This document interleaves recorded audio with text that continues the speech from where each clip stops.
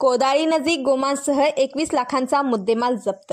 वाहनामध्ये बिघाड झाल्याने दुसऱ्या गाडीत गोमांस घालताना मोटणवाडी ते तिलारी रस्त्यावर कोदाळी नजीक 3.5 लाखांचे मांस, 2 वाहनांसह 21 लाखांचा मुद्देमाल चंदगड पोलिसांनी बुधवारी जप्त करत बेळगाव व गोकाक येथील 7 जणांवर गुन्हा दाखल केला आहे।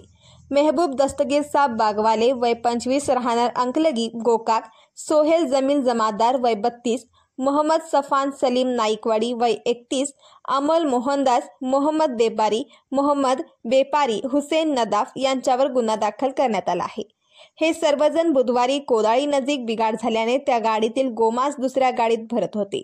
त्याचवेळी ये-जा करणाऱ्या प्रवाशांना संशयास्पद वाटल्याने त्यांनी याविषयी पोलिसांना कळविले। त्यानंतर पोलिसांनी घटनास्थळी येऊन तपास केला असता दोन्ही वाहनामध्ये 3,43,000चे गोमांस आढळून आले। त्यामुळे 18 लाखांची 2 वाहने असा एकूण 21,43,000चा मुद्देमाल पोलिसांनी ताब्यात घेत 5 जणांना ताब्यात घेतले।